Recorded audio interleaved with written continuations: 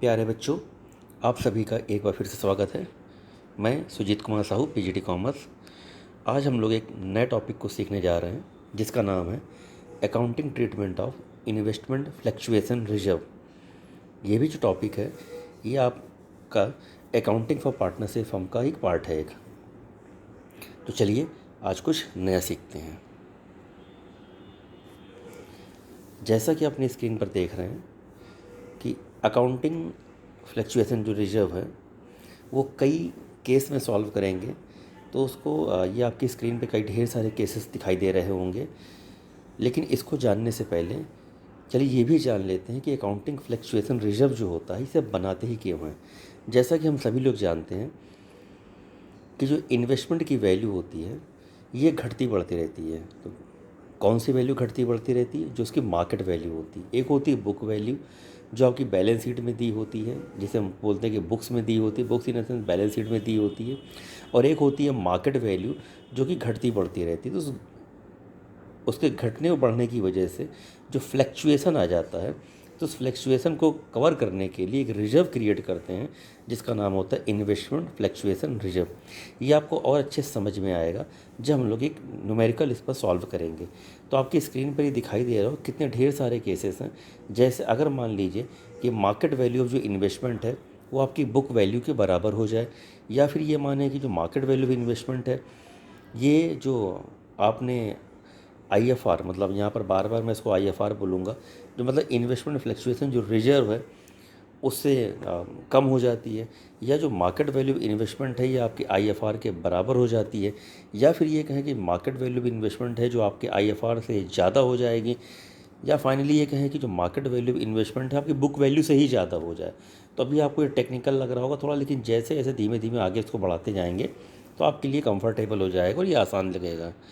तो चलिए एक एक करके सॉल्व करते हैं। जैसे अभी आप स्क्रीन पर देख रहे होंगे, यहाँ पर हेडिंग लिखी हुई है market value of investment is equal to book value. तो इसका मतलब क्या है और इसके लिए एंट्री क्या करेंगे? तो ये जो एंट्री आपकी लिखी है अभी आपको उतना समझ में नहीं आएगी, तो पहले हम लोग न्यूमेरिकल सॉल्व करेंगे तो ऑटोमेटिक अभी आपको एंट्री भी समझ में आ जाएगी कि ऐसा हम लोग कर क्यों रहे हैं। जैसे एग्जाम्पल के थ्रू मैं आपको सॉल्व कराना चाहूँगा। आप अगर अपनी स्क्रीन पर एग्जाम्पल देखें तो ABC 3 पार्टनर हैं, उनका जो प्रॉफिट लॉस रेशियो 4:3:2 का है, और उन्होंने एडमिट किया एक्स को as a new partner for the 1/4 share.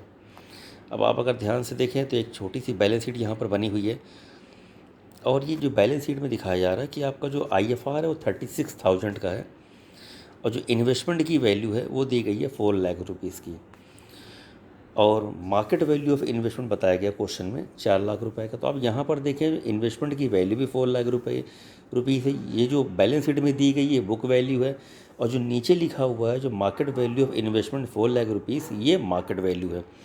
अब आप देखो ये जो 4 लाख रुपीज़ का इन्वेस्टमेंट था, 4 लाख रुपीज़ की मार्केट वैल्यू थी, यहाँ पर कोई भी फ्लक्चुएशन तो हुआ नहीं।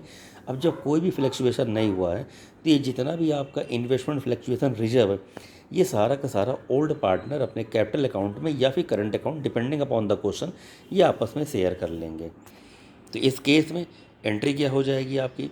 इस केस में जो एंट्री हो जाएगी वो इस तरह से हो जाएगी, जो IFR का है 36,000 ऊपर जो आपके बैलेंस शीट की लाइबिलिटी में दिया गया है, ये अकाउंट पूरा का पूरा बंद कर दिया जाएगा। ये पूरा का पूरा पैसा जो है वो ट्रांसफ़र कर दिया जाएगा आपके ओल्ड पार्टनर्स के अकाउंट में। तो यहाँ पर ओल्ड पार्टनर्स हैं कौन कौन? A हैं, B हैं और C हैं। इनका ओल्ड रेशियो क्या? 4:3:2।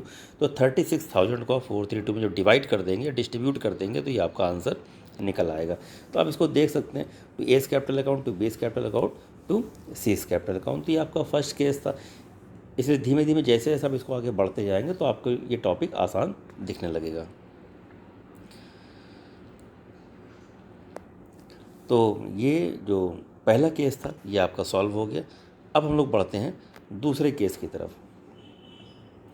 दूसरे केस में अगर आप ध्यान से देखें तो यहाँ पर लिखा है when the fall in the value of the investment is less than IFR। जहाँ पर हम ये देखेंगे कि जो इन्वेस्टमेंट की वैल्यू है जो आप IFR जो बनाएंगे उससे कम फॉल करेगी। तो कैसे समझेंगे, इसको भी समझ लेंगे अभी।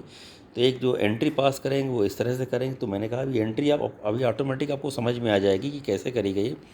तो उसको समझने के लिए हम यहाँ पर जो केस है वो प्रैक्टिकली सॉल्व करके देखेंगे, तो आपको खुद ही समझ में आ जाएगा कि एंट्री ये कैसे पास करी गई है। सेम क्वेश्चन है यहाँ पर भी ABC 3 पार्टनर हैं और 4:3:2 का ही रेशियो उन्होंने एडमिट किया है एक्स को न्यू पार्टनर के रूप में 1/4 के लिए। तो ये उनकी बैलेंस शीट है। जो IFR है वो 36 का है, 36,000 का है। इन्वेस्टमेंट जो है वो 4 लाख रुपीज़ का है और मार्केट वैल्यू ऑफ इन्वेस्टमेंट है 3,82,000। आप अगर ध्यान से देखें तो इन्वेस्टमेंट था 4 लाख रुपीज़ का, मार्केट वैल्यू है 3,82,000 की। इसका मतलब क्या हुआ? इसका मतलब ये हुआ कि 18,000 का यहाँ पर जो इन्वेस्टमेंट की वैल्यू है वो गिर गई है, मतलब फॉल कर गई है। तो ये 18,000 जो इन्वेस्टमेंट की वैल्यू गिर गई, इसको कवर करने के लिए रिजर्व बनाया गया था, तो वहाँ से इसको कवर अप कर लेंगे। तो कैसे करेंगे देखिएगा अभी। जैसा कि आपको पता ही है कि इन्वेस्टमेंट फ्लक्चुएशन रिजर्व है कितने का? 36,000 का। तो ये आपका डेबिट हो जाएगा। इसके बाद कितने रुपए की वैल्यू कम हो गई, आप बीच में डिफरेंस निकाल लीजिएगा। 4 लाख से माइनस कर लिए 3,82,000, तो आपको पता लगा कि 18,000 की वैल्यू इन्वेस्टमेंट की कम हो गई। तो ये हो गया टू इन्वेस्टमेंट। अब कितने की वैल्यू बची है? कौन सी वैल्यू बची? मतलब जो इन्वेस्टमेंट फ्लक्चुएशन जो रिजर्व था 36,000 का था, इन्वेस्टमेंट की जो वैल्यू कम हो गई वो 18,000। तो अभी भी 18,000 रुपये का जो इन्वेस्टमेंट फ्लक्चुएशन रिजर्व बचा हुआ है वो ये लोग आपस में डिस्ट्रीब्यूट कर लेंगे। कौन लोग डिस्ट्रीब्यूट कर लेंगे? Old partners. तो ये किस रेशियो में? ओल्ड रेशियो में, to A's capital account, to B's capital account, to C's capital account.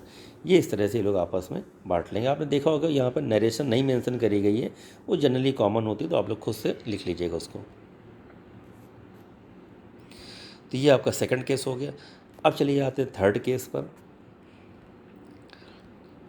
Third case में भी जहाँ पर ये देखा जाएगा कि जो वैल्यू जो इन्वेस्टमेंट की वैल्यू जो फॉल करेगी वो आपके IFR के बराबर होगी। तो उस केस में कैसे सॉल्व करेंगे, चलिए वो भी सॉल्व कर लेते हैं। सेम एग्जांपल लेते हैं।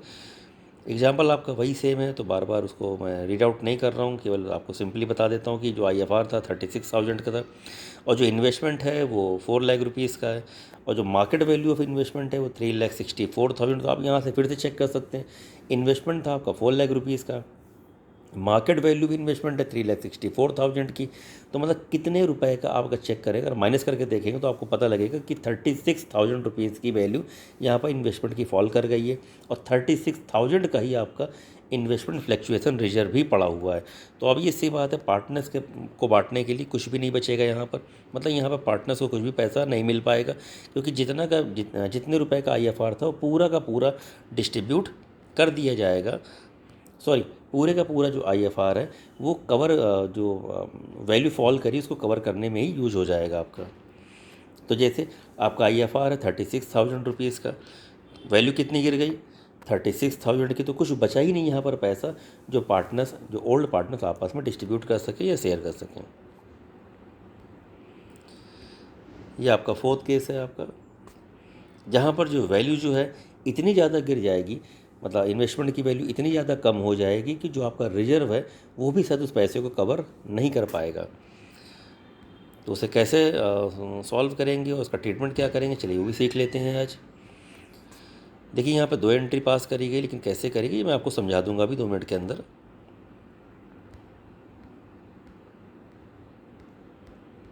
ये आपका क्वेश्चन है जहाँ पर इन्वेस्टमेंट फ्लक्चुएशन जो 36,000 का है, इन्वेस्टमेंट आपका 4 लाख रुपीज़ का है और मार्केट वैल्यू जो फॉल करी गई है, जो मार्केट वैल्यू आपकी जो इन्वेस्टमेंट की है वो 3,46,000 की है। तो आप थोड़ा ध्यान से अगर देखें तो यहाँ पर 54,000 रुपीज़ की जो वैल्यू है वो कम हो गई है। तो कैसे सॉल्व करेंगे इसको? आप यहाँ पर देखिए, आपके पास जो IFR था वो केवल 36,000 का ही था और वैल्यू कितनी हो गई है? 3,46,000। तो जो आप देखेंगे 18,000 रुपये एक्स्ट्रा जो वैल्यू गिर गई है, तो ये 18,000 रुपीज़ कहाँ से कवर करेंगे? तो ये एक्स्ट्रा लॉस हो गया एक तरह से।